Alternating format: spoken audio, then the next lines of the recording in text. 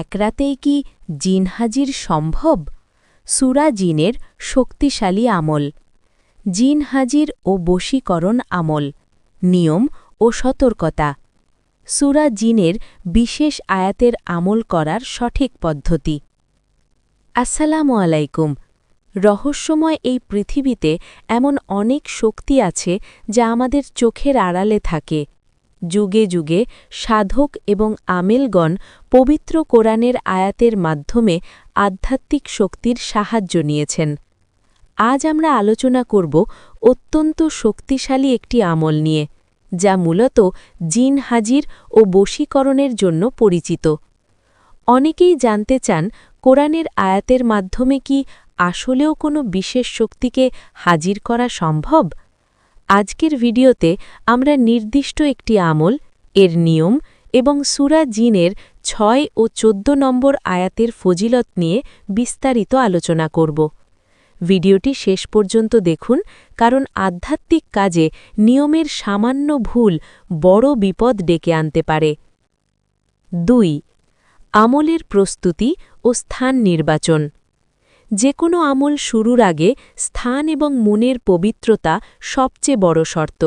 এই আমলটি করার জন্য আপনার কিছু বিশেষ প্রস্তুতির প্রয়োজন হবে। পবিত্র স্থান। আমলটি করার জন্য একটি নির্দিষ্ট ঘর বেছে নিন। যদি ঘরটি মাটির হয়, তবে তা সুন্দর করে লেপে পরিষ্কার করে নিতে হবে। আর যদি ঘর পাকা হয়, তবে গোলাপ জল দিয়ে মেঝের প্রতিটি কোণা ভালো করে মুছে নিতে হবে। মনে রাখবেন, পবিত্রতা যেখানে বেশি, সেখানে রহমতি শক্তির আনাগোনাও বেশি হয়। সময় নির্বাচন। এই আমলটি শুরুর জন্য শনিবার রাত বেছে নিতে হবে। সপ্তাহের অন্যান্য দিনের চেয়ে শনিবারের রাত আধ্যাত্মিক সাধনার জন্য বিশেষ তাৎপর্যপূর্ণ বলে গণ্য করা হয়। নিরালা পরিবেশ। ঘরে আপনার আমল চলাকালীন যেন কেউ প্রবেশ না করে। ধূপ বা আগরবাতি জ্বালিয়ে সুগন্ধিময় পরিবেশ তৈরি করা জরুরি। ৩. আমলের মূল নিয়ম। এখন আসা যাক মূল পদ্ধতিতে। এই আমলটি মূলত এক রাতের গভীর সাধনা। দরুদ শরীফ। আমলটি শুরু করার আগে প্রথমে ১১ বার দরুদ শরীফ পাঠ করুন। এটি আপনার আমলের কবুলিয়তের দরজা খুলে দেবে। মূল জিকির। এরপর আপনাকে নির্দিষ্ট আয়াতটি ৫৫১ বার পাঠ করতে হবে। পাঠ করার সময় পূর্ণ একাগ্রতা এবং বিশ্বাসের সাথে বসে থাকতে হবে।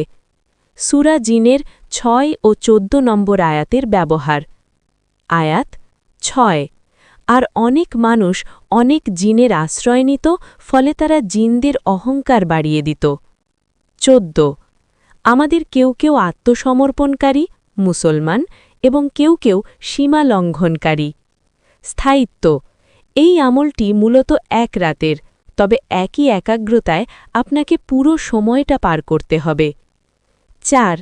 জিন হাজির হওয়া ও পরবর্তী করণীয়। আমল শেষ করার পর নিয়ম অনুযায়ী কিছু মিষ্টি বা মিষ্টান্ন উপস্থিত ব্যক্তিদের বা শিশুদের মাঝে বিতরণ করতে হবে। এটি শুকরিয়া স্বরূপ।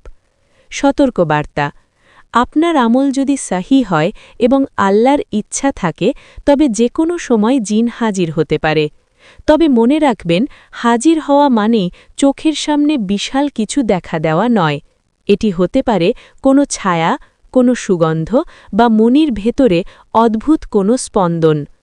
বশীকরণের ক্ষেত্রে মনে রাখা প্রয়োজন, কোনো পবিত্র আমল দিয়ে কারো ক্ষতি করা বা অন্যায়ভাবে কাউকে বশ করা ইসলামী শরীয়তে নিষিদ্ধ। এটি মূলত নিজের আত্মিক শক্তি বৃদ্ধি এবং ন্যাক উদ্দেশ্যে জিনদের সাহায্য নেওয়ার একটি মাধ্যম মাত্র। ভয় ও সতর্কতা। এই আমলটি করার আগে কিছু ঝুঁকি সম্পর্কে আপনাদের সচেতন করতে চাই। ১. একাগ্রতার অভাব। যদি আপনি ভয় পান, তাহলে আমল করবেন না। ভয় পেলে মানসিক ভারসাম্য নষ্ট হওয়ার ঝুঁকি থাকে। ২. হিসার বা সুরক্ষা। আমল শুরুর আগে আয়াতুল কুরসি পড়ে নিজের চারপাশে একটি কাল্পনিক সুরক্ষা বলয় বা হিসার তৈরি করে নেওয়া উত্তম। ৩. উদ্দেশ্য।